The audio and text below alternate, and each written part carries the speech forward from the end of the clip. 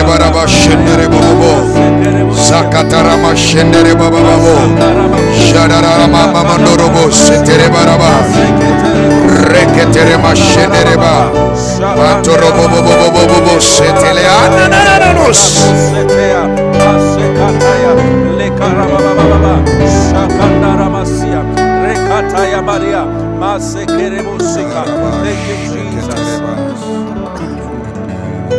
Thank you, Jesus. Thank you, Jesus. Thank you, Jesus. Thank you, Jesus. Thank you, Jesus. You're worthy, O Lord. You're worthy, O Lord. Rakasata rabashika. Thank you, Jesus. Thank you, Jesus. Thank you, Jesus. Thank you, Jesus. Thank you, Jesus. Asante Bwana.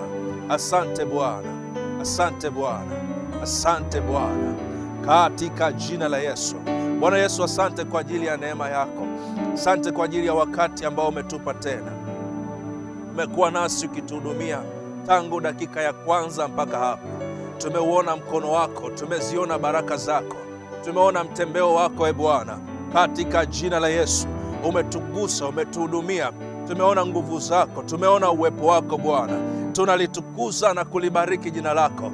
Wewe unayestahili Bwana, katika jina la Yesu, katika jina la Yesu, katika jina la Yesu, katika jina la Yesu, katika jina la Yesu, katika jina la Yesu. Ubarikiwe Bwana, uhimidiwe Bwana, katika jina la Yesu, katika jina la Yesu.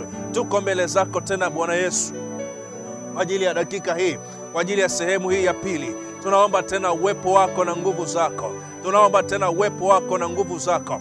Ukatuhudumie tena kwa damu ya Yesu na kwa jina la Yesu. Kwa damu ya Yesu na kwa jina la Yesu. Kwa damu ya Yesu na kwa jina la Yesu. Katika jina la Yesu Kristo wa Nazareti aliye hai. Katika jina la Yesu Kristo wa Nazareti aliye hai. Katika jina la Yesu Kristo wa Nazareti aliye hai. Katika jina la Yesu Kristo wa Nazareti aliye hai. Pokea sifa na utukufu Bwana, katika jina la Yesu. Kila mwenye pumzi aseme amen. Amen. Haleluya, haleluya. Basi tunamshukuru Mungu kwa ajili ya nafasi hii na wakati huu ambao Mungu ametupa nafasi tena ya kusogea tena uweponi mwake. Mungu amekuwa nasi tangu dakika ile ya kwanza wakati tunamsifu na kumwabudu Mungu, na ninamwamini Mungu na ninaamini kabisa ya kwamba Mungu amepata kutuhudumia. Haleluya. Wako watu ambao shuhuda zao zimetokea wakati tunamsifu Mungu. Kuna watu wanasubiriaga maombi yaanze ndio waanze kwenda na prayer point. Lakini nina imani kabisa ya kwamba nguvu za Mungu zilikuwa zinatembea wakati tunamsifu na kumwabudu Mungu. Kwa hiyo ninaamini liko jambo ambalo Bwana ameshaanza kulifanya kwenye maisha ya watu. Bwana ameshaanza kulifanya kwenye maisha yako katika jina la Yesu. Kama unaamini sema amen. Haleluya. Basi kwa wakati huu natamani ni pende kutoa tu tangulizi kidogo na tufanye tu maombi kidogo kwa dakika kama 30. Wakati mwalimu atakuja tena kwa ajili ya maombi ya kuongoza kwa habari ya usingizi wa kichawi.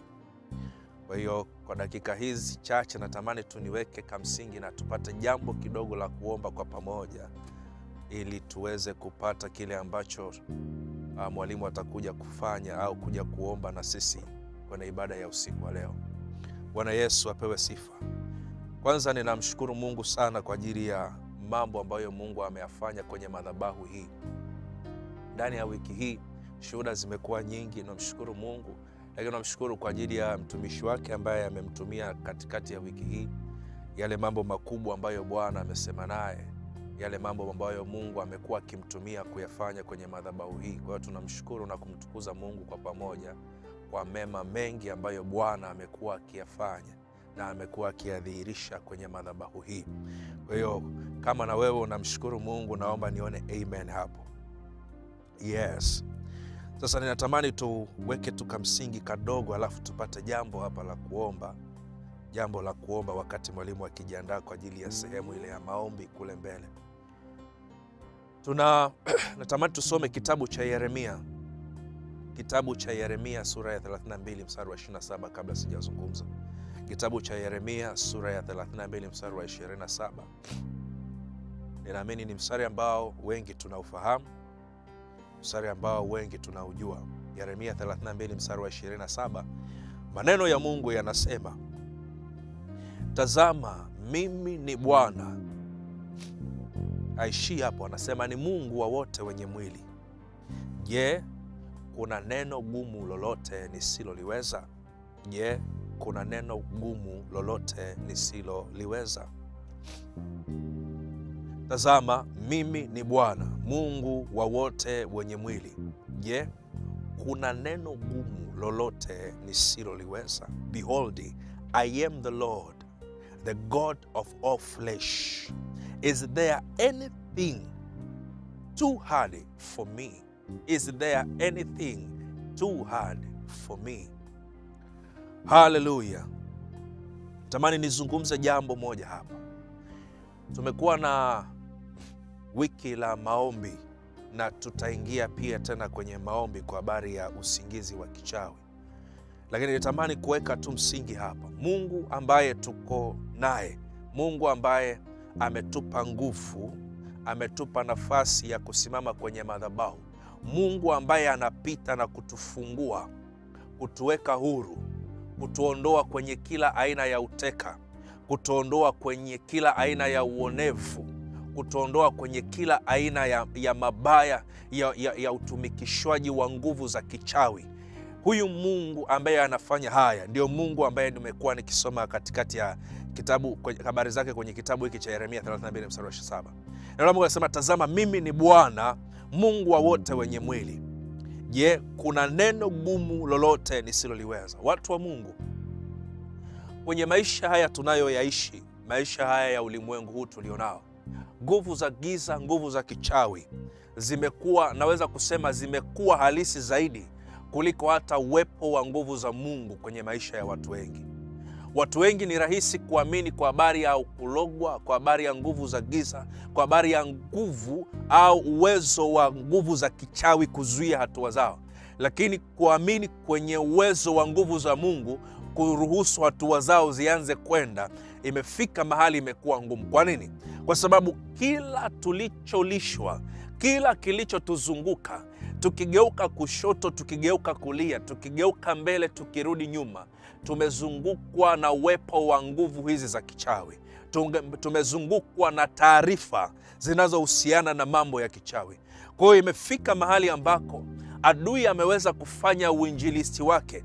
Uinjilisti, naweza kusema ni uinjilisti wa kipepo, yani kueneza taarifa za uwezo wa nguvu zake, uwezo wa namna anavyoweza kumanipulate mambo, namna anavyoweza kugeuza na kuwafunga na kuwafanya watu wasiendelee. Amezieneza hizo habari na zimekuwa halisi kwenye masikio yetu, zimekuwa nyingi kwenye mioyo yetu, kiasi ambacho tunafika mahali hata kuamini ya kwamba Mungu ana uwezo wa kuzidi, Mungu ana uwezo wa kushinda, Mungu ana uwezo wa kufungua na kututoa kwenye kila aina ya uteka ambao adui anaweza kutuwekea. Bwana Yesu apewe sifa. Kwa hiyo wakati ambapo tunakwenda kuomba kwa habari ya usingizi wa kichawi, nilitamani tupate nafasi ya kumjua Mungu huyo ambaye tunamuomba, Mungu ambaye tunasimama naye kwenye madhabahu hii, Mungu ambaye tuko naye hapa, ambaye anasimama na kushughulika kuharibu, kuteketeza, kuvunja na kuondoa uwepo wa kila aina ya nguvu za kichawi kwenye maisha yetu. Bwana Yesu apewe sifa. Hapa kwenye hii kitabu cha Yeremia 32, Mungu alikuwa anajitambulisha kupitia nabii wake Yeremia. Alikuwa, haleluya, Mungu wa wote wenye mwili. Mungu wa wote wenye mwili. Lakini nasema, je, kuna neno gumu lolote nisiloliweza? Manake kama mimi ni Mungu wa wote wenye mwili, kama mimi ni Mungu, manake nikisema Mungu, mimi ni chanzo. Hakuna namna ambavyo yoyote, chochote chenye mwili kinaweza kikawepo kisiwe na chanzo. Mimi ni chanzo, mimi ni asili, mimi ni mwanzo, mimi ni alfa wa wote wenye mwili. Je, kuna neno gumu lolote nisiloliweza? Kuna neno gumu lolote nisiloliweza? Bwana Yesu apewe sifa. Kuna neno gumu lolote nisiloliweza? Kuna neno gumu lolote nisiloliweza? Anajaribu kuwauliza swali. Je, liko jambo, liko neno gumu lolote nisiloliweza? Natamani nikuambie, natamani nikuhakikishie, natamani nikukumbushe, hakuna neno gumu ambalo Bwana hawezi kulifanya.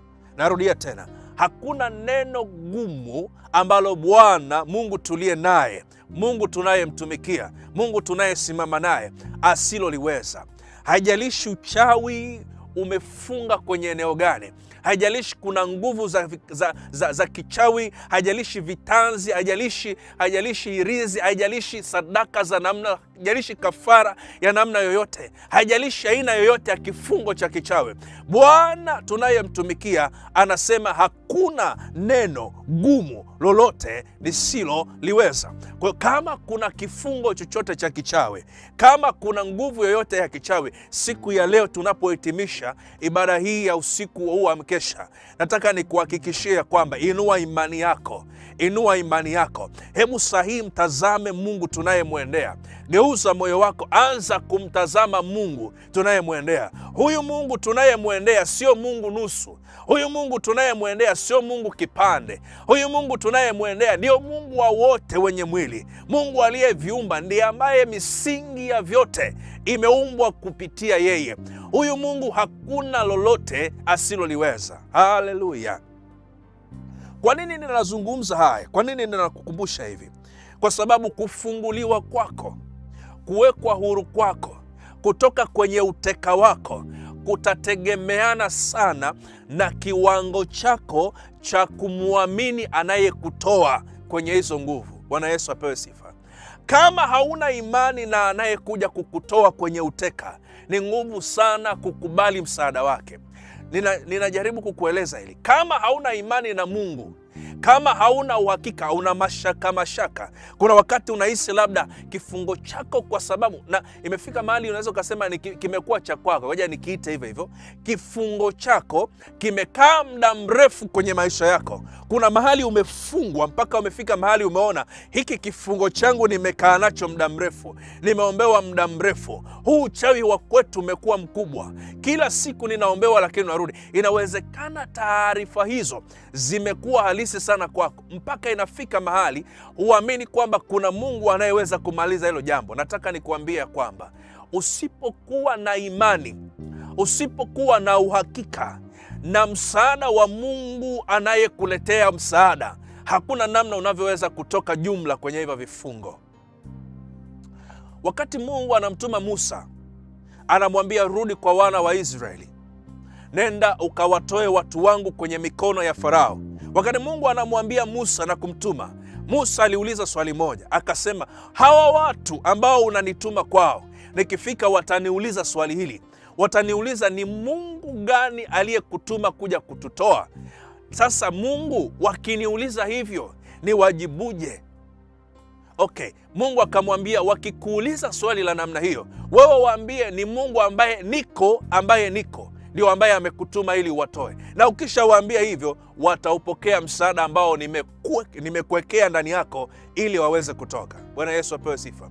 Hapo tunaona ya kwamba pasipo kujua ni msaada, ni Mungu wa namna gani anakuletea msaada, unaweza ukakubali kwa sababu uko kwenye shida. Lakini ukianza kuona kuna hatua, unaingiwa na mashaka, unaingiwa na hofu, unaingiwa na mashaka, unaingiwa na hofu. Nataka nikuambie, tunapaswa kuinua imani juu ya huyu Mungu ambaye ameachilia na ameruhusu msaada kwenye maisha yako. Haleluya, haleluya.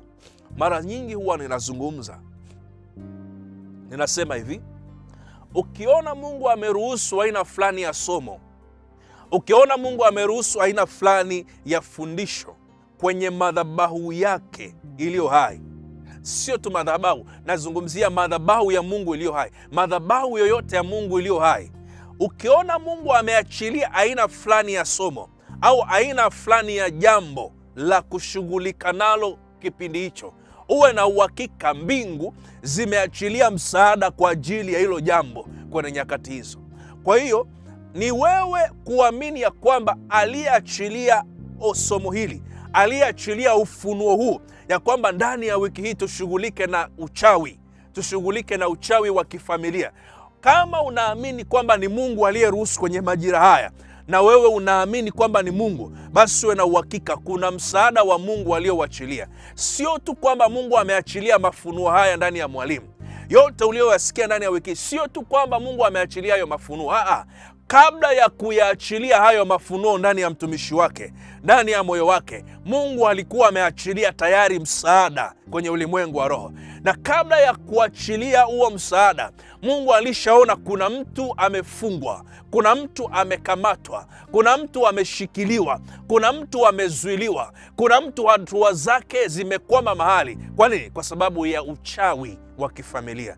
Kwa hiyo Mungu anaachilia msaada. Ili uje, lazima aachilie wazo, lazima aachilie msukumo kwenye moyo wa mtumishi wa Mungu, ili aje na lile neno au lile somo kwa ajili ya kutusaidia. Kwa hiyo wiki hii ambayo tunakwenda kutamatisha, nataka nikuhakikishie ule msaada wa Mungu. Kama umeshindwa kutap siku ya kwanza, siku ya pili, siku ya tatu, siku hii ya leo ni final.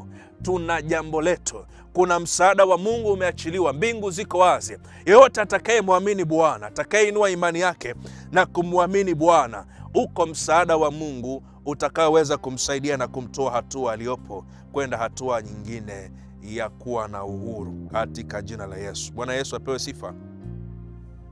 Haleluya. Kitabu cha Waebrania 11:6. Kitabu cha Waebrania 11:6. Kitabu cha Waebrania 11 mstari wa 6. Maneno ya Mungu yanasema, lakini pasipo imani haiwezekani kumpendeza, kwa maana mtu amwendeaye Mungu lazima amini kwamba yeye yuko, na kwamba huwapa thawabu wale wamtafutao. Tarudia tena. Lakini pasipo imani haiwezekani kumpendeza, kwa maana mtu amwendeaye Mungu lazima aamini kwamba yeye yuko, na kwamba huwapa thawabu wale wamtafutao. Changamoto tulionayo, kuna watu wanaamini Mungu yupo, lakini hawana imani na nguvu za Mungu wanayemwendea. Hawana imani na uweza wa Mungu wa kuwasaidia wao.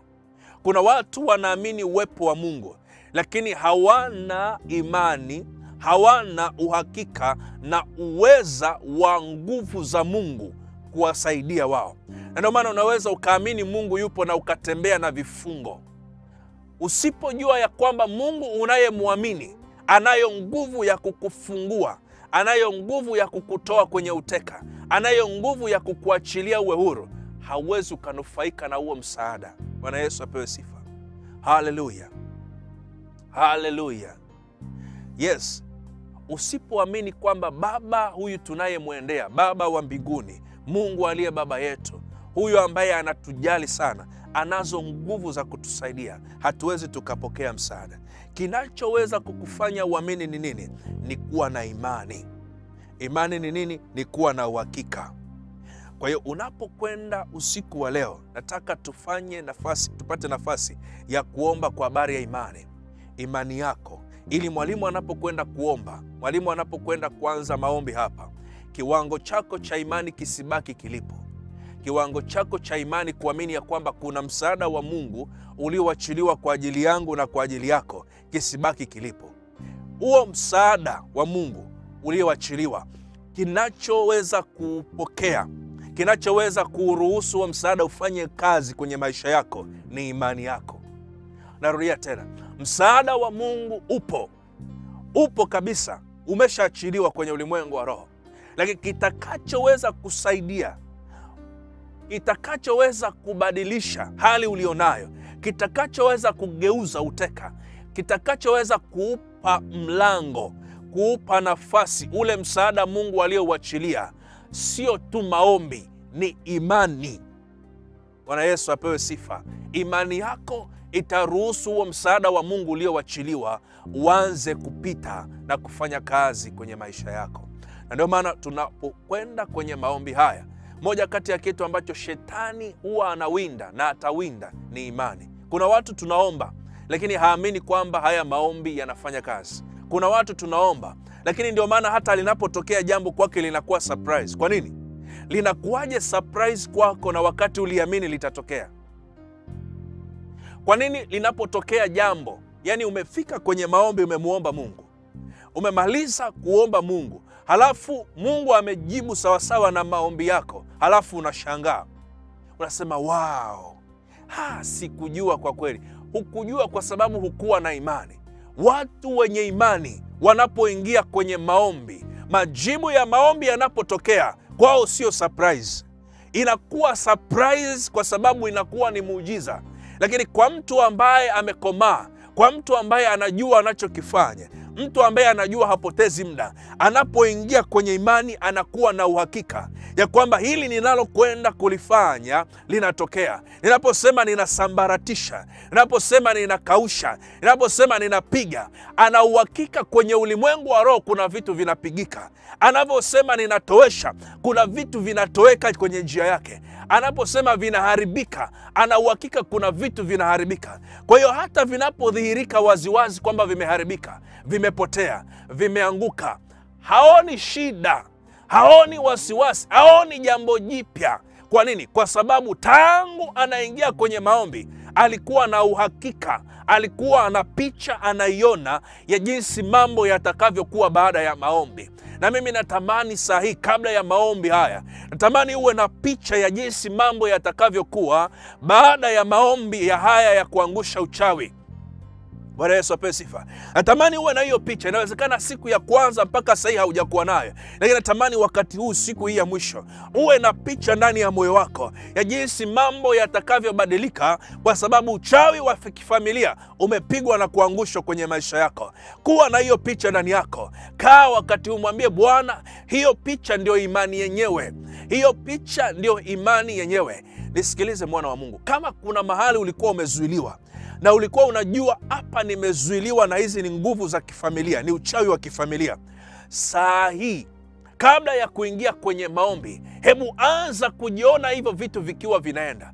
Kama kuna biashara zilikuwa haziendi kwa sababu ya uchawi wa kifamilia, kama kuna ndoa ulikuwa upati kwa sababu ya uchawi wa kifamilia, kama kuna mambo ulikuwa hauyaoni anaenda na ulikuwa unajua huu ni uchawi wa kifamilia, anza kutengeneza imani. Imani ni uhakika, kuwa na picha. Kama ulikuwa uolewi kwa sababu ulikuwa unajua kuna uchawi wa kifamilia, kuna bibi alikuwa hataki uolewe, anza kujiona umevaa shela, anza kujiona unaenda kwenye hatua nyingine, anza kujiona huko kwenye ndoa yako. Kwa nini? Kwa sababu hiyo picha ndio itakayofanya iki unachokwenda kukifanya kitokee. Bwana Yesu apewe sifa. Tamani nisome mstari wa mwisho alafu tuombe kwa dakika kadhaa hapa. Rabusa, kama unanielewa useme amen. Kitabu cha Luka, kitabu cha Luka mtakatifu, Luka mtakatifu, ukipata sura ya 17, ukipata nafasi unaweza kusoma kuanzia mstari wa 1 na kushuka. Mimi nitaanzia mstari wa 5 na wa 6. Luka mtakatifu sura ile ya 17 mstari ule wa 5, maneno ya Mungu yanasema, mitume wakamwambia Bwana, tuongezee imani. Bwana akasema, kama mngekuwa na imani kiasi cha chembe ya haradali, mngeuambia mkuyu huu ng'oka ukapandwe baharini, nao ungewatii, nao ungewatii. Watu wengi huwa tunaposoma hapa, sidhani kama tunaelewa sana kile ambacho Bwana alikuwa anajaribu kukifunua. Hawa wanafunzi walimwambia mitume, walimwambia Yesu. Zaka kuna kitu alikuwa anazungumzia kuanzia pale mstari wa 1. Wakamwambia, Bwana, tuongezee imani. Mtu anayesema tuongezee ni tofauti na anayesema nitupe imani. Kuongezewa imani maana yake kuna kiwango cha imani unacho. Narudia tena. Mtu anayesema niongezee maji, maana yake kuna maji anayo. Kwa hiyo inawezekana labda hayamtoshi. Kwa hiyo anahitaji umuongezee kwenye yale alionayo. Kwa Kwa hiyo wanafunzi walichokiomba sio kuomba wapewe imani. Hawakuomba wapewe imani. Wao walijiona kuna kiwango cha imani wanacho. Kwa walichokiomba walihisi kwamba wanachohitaji zaidi ni kiwango kingine cha imani. Ni imani yao iongezewe. Ndio maana akasema tuongezee imani. Okay, kumbe imani inaweza ikaongezewa. Mitume walikuwa na ufahamu huu kwamba imani ya mtu inaweza ikaongezewa. Yaani uhakika wa mtu, hali ya mtu kuamini ya kwamba hili jambo ninaloshughulika nalo saa hii linatokea na litakuwa kama nilivyoliomba. Huo uhakika, hiyo picha ndani ya moyo wa mtu ya kuona ya kwamba jambo ninaloliombea linatokea kama ambavyo nimeliombea, huo uhakika unaweza ukaongezewa, unaweza ukaongezeka. Ndio maana wakasema, Bwana tuongezee imani. Na sidhani kama waliweza kusema hivi pasipokuwa na reference. Nina uhakika ni kwa sababu walikuwa wakimwona Mungu, wakimwona Yesu mambo aliyokuwa anayafanya. Walikuwa wakiona jinsi anavyotembea.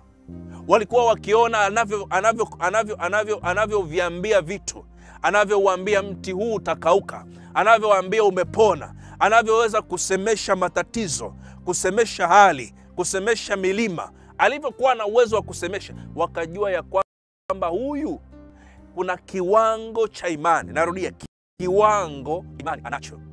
Sisi tuna kiwango fulani cha imani, lakini cha kwetu ni kidogo. Kwa hiyo wanachoweza kusema ni kwamba Bwana tuongezee nini? Imani. Lakini Yesu akazungumza jambo moja hapa. Hakuwajibu moja kwa moja, akasema hivi, kama mngekuwa na imani. Mtu anayesema kama mngekuwa na imani, maana yake mpaka hapo ameona hawana. Bwana Yesu apewe sifa. Yesu anavyosema kama mngekuwa na imani, maana yake au tafsiri yake ni nini? Ni kwamba mpaka sasa hamna imani. Anasema kama mngekuwa na imani kiasi cha chembe ya haradali. Maana yake anazungumzia kwamba kama mngekuwa na imani kwa kiwango kidogo cha mwisho. Hiyo chembe ya haradali ni ndogo kupitiliza. Kwa hiyo alikuwa anafananisha chembe ya haradali na saizi ya imani.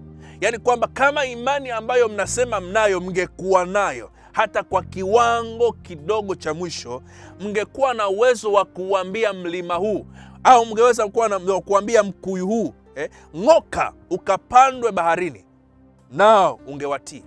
Okay. Kumbe kinachoweza kuhamisha mkuyu kwa mujibu wa Yesu ni nini? Ni imani. Ni nini watu wa Mungu? Ni imani. Kinachoweza kuhamisha uchawi, kuutoa kwenye maisha yako, kuutoa kwenye biashara yako, kuutoa kwenye uzao wako, kuutoa kwenye maeneo yako, ni nini watu wa Mungu? Ni imani.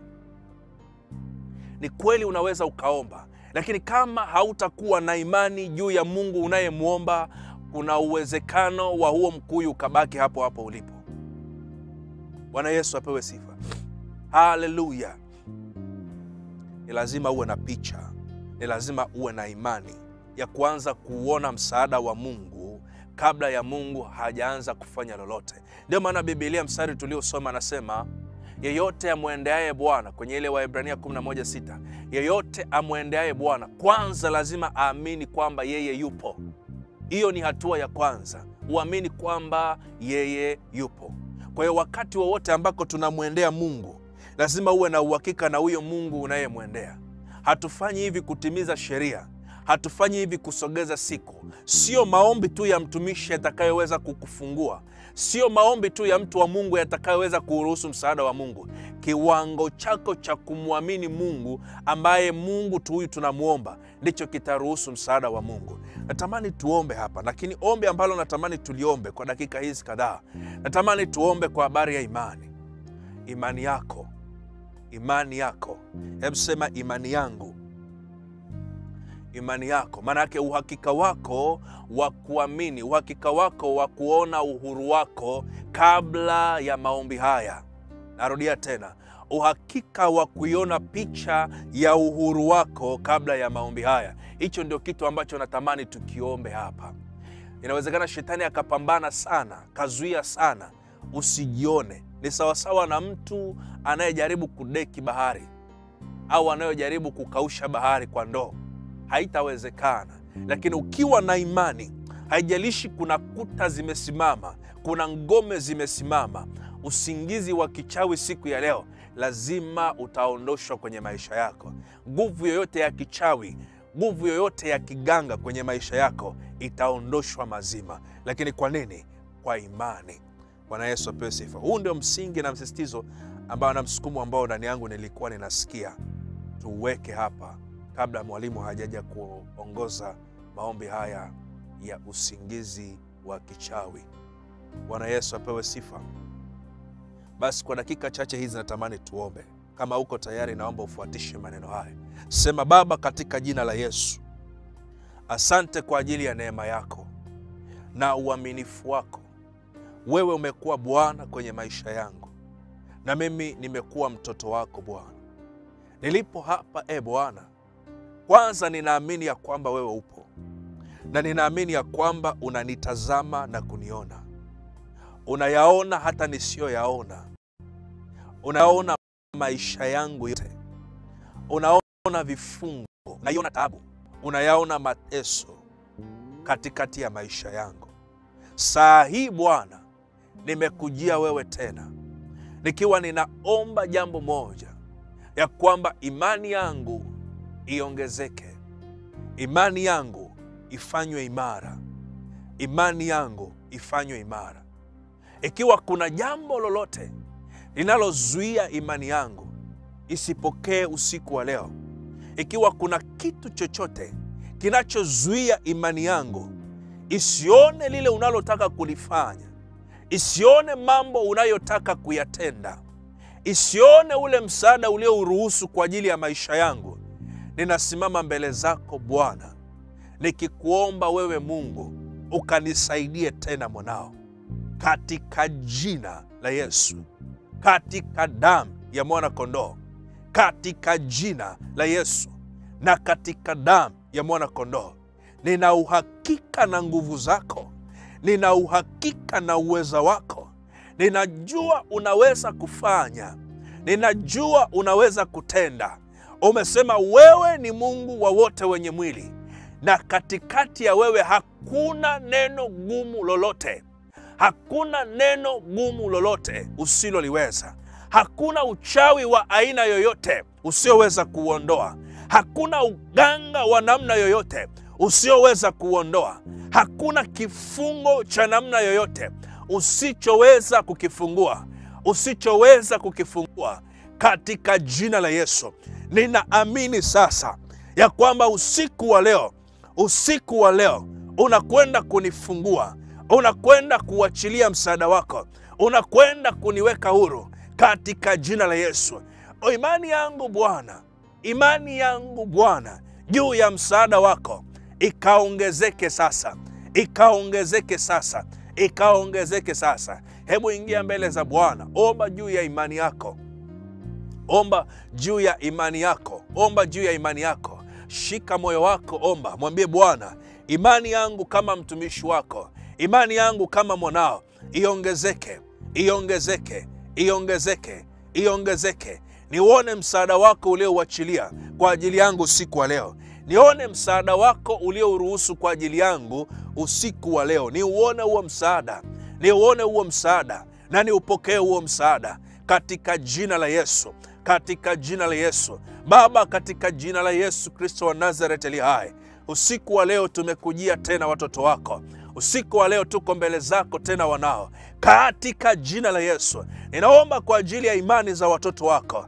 Ninaomba kwa ajili ya imani zao Bwana. Katika jina la Yesu, katika jina la Yesu, kila aliyenaswa, kila aliyepungukiwa, kila aliyezuiliwa, asione yale uliokuja kuyafanya kwenye maisha yake. Asione ule msaada uliouruhusu kwenye maisha yake siku ya leo.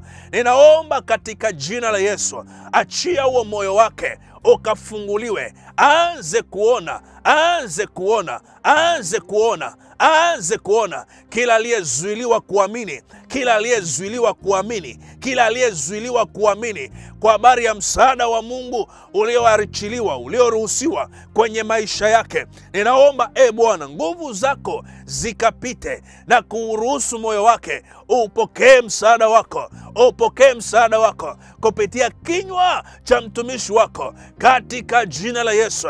Tunaamini nguvu zako ziko hapa, tunaamini uweza wako umeachiliwa, tunaamini nguvu zako ziko hapa, tunaamini nguvu zako zimeachiliwa ili kutusaidia, ili kututoa, ili kutuvusha, katika jina la Yesu, katika jina la Yesu. Rakatarabasika remashandarabasia, kwa damu ya Yesu, kwa damu ya Yesu, kwa damu ya Yesu, kwa damu ya Yesu, kwa damu ya Yesu, kwa damu ya Yesu, kwa damu ya Yesu, kwa damu ya Yesu, kwa damu ya Yesu, kwa damu ya Yesu. Imani yako ikaongezeke kwa damu ya Yesu, imani yako ikafanywa imara kwa damu ya Yesu, imani yako ikasimamishwa tena kwa damu ya Yesu, kwa damu ya Yesu, kwa damu ya Yesu, kwa damu ya Yesu, kwa damu ya Yesu. Wewe dada ambaye imani yako imezuiliwa, wewe dada ambaye imani yako adui ameizuia isione ule msaada, isione zile nguvu za Bwana alizoziruhusu kwenye maisha yako, isipokee ule msaada wa kimungu aliyeuachilia kwenye maisha yako usiku wa leo, ninakutangazia kwa jina la Yesu, imani yako imefanywa imara katika jina la Yesu, katika jina la Yesu, katika jina la Yesu, katika jina la Yesu, katika jina la Yesu, katika jina la Yesu Kristo wa Nazareth ali hai, katika jina la Yesu Kristo wa Nazareth ali hai. Bwana, tunakuruhusu na nguvu zako, tunakuruhusu na uweza wako. Neno lako limesema hakuna gumu usiloliweza. Haliko, haliko, haliko, haliko. Hakuna uchawi, hakuna uganga usiowezekana kuondoka kwenye maisha ya watu. Haupo, katika jina la Yesu. Usiku wa leo tumejiachilia kwako.